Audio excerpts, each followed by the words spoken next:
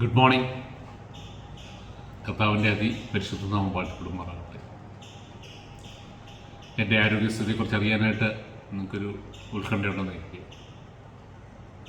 ഞാൻ ഡോക്ടറോട് സംസാരിച്ചിട്ട് മിനിഞ്ഞാന്ന് മുതൽ ജിമ്മിൽ പോയി തുടങ്ങി. ആൾട്ടർനേറ്റ് ഡേയ്സ് പോകാൻ വെച്ചു. ഒത്തിരി വെയിറ്റൊന്നും എടുക്കണ്ട, ബട്ട് കുറച്ച് സ്ട്രെച്ചിങ്ങും അങ്ങനെയുള്ള ചെറിയ ചെറിയ എക്സസൈസൊക്കെ ചെയ്ത് ഇത് കഴിഞ്ഞിട്ട് ഫിറ്റായിട്ടിരിക്കണ്ടേ, ഓടി നടക്കാനുള്ളതാണ്, രാജ്യങ്ങളിലേക്ക് യാത്ര ചെയ്യാനുള്ളതാണ്. അങ്ങനെ കർത്താവ് പറഞ്ഞിരിക്കുന്നത്.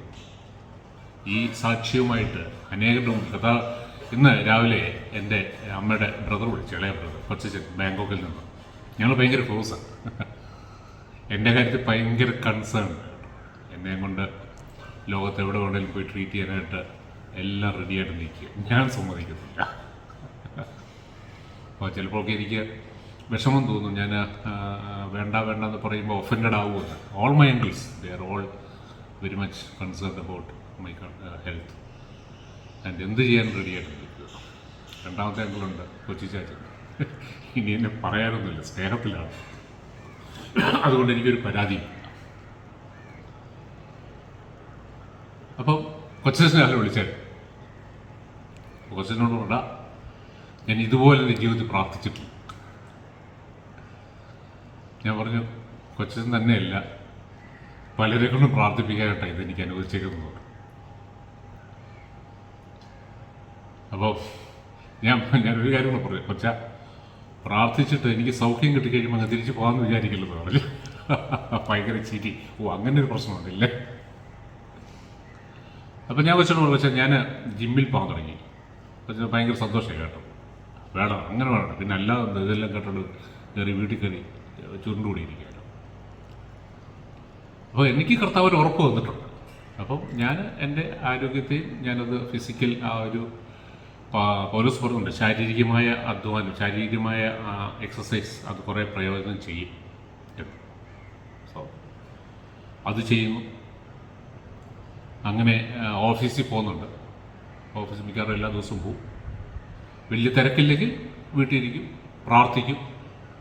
കാരണം ഇത് കർത്താവുമായിട്ട് അടുത്ത ലെവലിലുള്ള ഒരു റിലേഷൻഷിപ്പ്, വളരെ കുറേ കൂടെ ക്ലോസറായിട്ട് ആത്മമണ്ഡലം, സ്പിരിച്വൽ റെം, അതിലേക്കുള്ള ഒരു ട്രാൻസ്ഫോർമേഷൻ ടൈമാണെന്ന് എനിക്ക് കിട്ടിയ ബോധ്യം പരിശുദ്ധാത്മാവോട് പറഞ്ഞു. എന്ന് പറഞ്ഞാൽ he is preparing me for A next level ministry.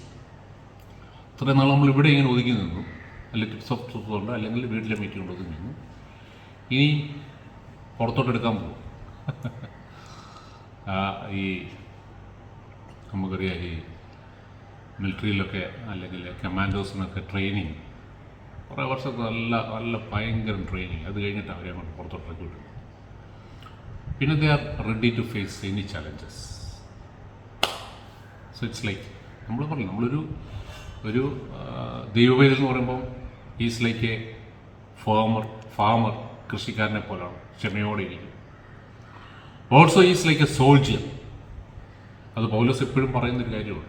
പൗലോസ് എപ്പോഴും കമ്പയർ ചെയ്യുന്നത് ആ സോൾജിയേഴ്സുമായിട്ട്. കാരണം നമ്മളൊരു യുദ്ധക്കളത്തിൽ, എൻ്റെ ബാറ്റിൽ ഫീൽഡ്, നമ്മുടെ യുദ്ധം ഈ ലോകത്തിലെ മനുഷ്യരോടല്ല, പിശാചിനോടും അവൻ്റെ അധികാരങ്ങളോടും.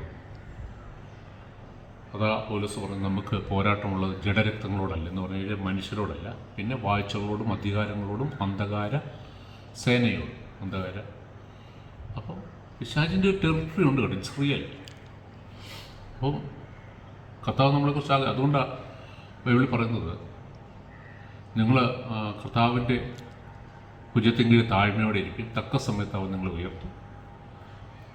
പിന്നെ പറയാണ്, resist the devil and he will free from you. എന്ന് പറഞ്ഞാൽ അത്രയും നമുക്ക് അധികാരം തരിക. കർത്താവിന് കീഴടങ്ങിയിരുന്നുകൊണ്ട് കർത്താവിൻ്റെ ശക്തിയാൽ പിശാചിനോട് എതിർത്ത് നിന്നാൽ പിശാച് ഓടിപ്പോവും. നമ്മളൊരിക്കലും അവരെ ഭയപ്പെടരുത്. ഇതൊക്കെയാണ് എൻ്റെ പരിപാടിയാണ്. ഓക്കെ, അപ്പം ഞാൻ പറഞ്ഞു വരാം, വിഷയത്തിലേക്ക് മടങ്ങി വരാം. സോറി കേട്ടോ, ഇങ്ങനെ ഡൈവേർട്ട് ചെയ്ത് പോകുന്നതിന്. പരിശുദ്ധാത്മാവനല്ല എങ്ങനെ നടത്തപ്പെടുന്നത്? ആദ്യം ഞാനൊരു വചനം വായിക്കാം, പല പ്രാവശ്യം വായിച്ചിട്ടുള്ള റോമൻസ് ചാപ്റ്റർ 8 വേഴ്സ് 14. റോമർക്കെഴുതിയ ലേഖനം 8-ാം അധ്യായം 14-ാമത്തെ വാക്യം. ദൈവാത്മാവിനാൽ നയിക്കപ്പെടുന്നവരെല്ലാം ദൈവത്തിൻ്റെ പുത്രന്മാരാണ്. ഈ വചനമാണ് ഒരു 5-6 വർഷം മുമ്പ് എന്നെ സ്ട്രൈക്ക് ചെയ്ത് പിടിച്ചിരുത്തി ചിന്തിപ്പിച്ച ഒരു വചനം. ഞാൻ പറയുന്നത് അതിന് മുമ്പ് പരിശുദ്ധാത്മാവ് പറഞ്ഞു, നീ ഒരു ആത്മീയനെ അല്ല. അതെന്താ അങ്ങനെ പറഞ്ഞു ചോദിച്ചപ്പോഴാണ് എൻ്റെ സിസ്റ്റർ പറഞ്ഞു, ജെയിംസ്, അവൻ ചിലപ്പോൾ മമ്മി ഓരോന്ന് പറയുമ്പോഴേക്കാം, അതെന്താ അമ്മച്ചി ഇപ്പം അങ്ങനെ ഒരു ടോക്ക് എന്ന് പറഞ്ഞില്ല. പരിശുദ്ധാത്മാവ് വിളിച്ചു, അതെന്താ അങ്ങനെ ഒരു ടോക്ക്? അതിനാണ് പറഞ്ഞത്, those who led by the spirit of God are the children of God. അപ്പോൾ നമ്മളെന്താ ചെയ്യേണ്ടത്? ഞാൻ ആദ്യം ഇത് വിശ്വസിക്കണം. ദൈവത്തിൻ്റെ ആത്മാവിനാൽ നടത്തപ്പെടാനാണ് എന്നെക്കുറിച്ച് പിതാവായ ദൈവം ആഗ്രഹിക്കുന്നത്. അല്ലെങ്കിൽ എന്നെ വഴി നടത്താൻ വീണ്ടും ജന്മം നടന്ന ഒരു ദൈവ പൈതൽ, ഒരു ക്രിസ്ത്യൻ, യേശു ക്രിസ്തുവിനെ രക്ഷിതാവായിട്ട് വിശ്വസിച്ച് സ്വീകരിച്ച ഒരു ക്രിസ്ത്യൻ, അവനെ ഈ ലോകത്തിൽ വഴി നടത്താനാണ് ദൈവം പരിശുദ്ധാത്മാവിനെ ആക്കി വെച്ചിരിക്കുന്നത്. ഇതാണ് ബേസിക്കായിട്ടുള്ള കാര്യം. ബാക്കി എന്ത് ചെയ്തിട്ടും ഇതില്ലെങ്കിലുണ്ടല്ലോ ഒരു കാര്യം. എത്ര സമയം ഇരുന്ന് പ്രാർത്ഥിച്ചു, എത്ര സമയം ബൈബിൾ വായിച്ചു, എത്ര നല്ല കാര്യങ്ങൾ ചെയ്തു, പക്ഷേ ദൈവത്തിൻ്റെ വചനം പറയാണ്, ദൈവത്തിൻ്റെ ആത്മാവിനാൽ നടത്തപ്പെടുന്നവരില്ലേ അത്രേ ദൈവത്തിൻ്റെ മക്കൾ. നമ്മളെ നടത്താൻ വേണ്ടി, കാരണം നമുക്കറിഞ്ഞുകൂടെ നടക്കേണ്ടുന്ന വഴി, നമ്മൾ നമ്മുടെ ബുദ്ധിയിലാണ് നടക്കുന്നത്. ദൈവത്തിൻ്റെ ആ എക്സ്പെക്റ്റേഷൻ അതിലൊക്കെ മേലെയാണ്, അതൊക്കെ മേലെ. അതനുസരിച്ച് നടക്കണമെങ്കിൽ നമുക്ക് ഹോളി സ്പിരിറ്റിൻ്റെ സഹായം കൂടിയേ തീരൂ. ആദ്യം അത് വിശ്വസിച്ചോണം. നമ്മളെ നടത്താനാണ് പരിശുദ്ധാത്മാവിനെ തന്നിരിക്കുന്നത്. നമ്പർ 1, സ്റ്റെപ്പ് 1, ഈ വചനം വിശ്വസിക്കണം. എന്നെ നടത്താൻ വേണ്ടിയിട്ടാണ് പരിശുദ്ധാത്മാവിനെ എനിക്ക് തന്നിരിക്കുന്നത്. ബാക്കി അടുത്ത എപ്പിസോഡ് കർത്താവിനെ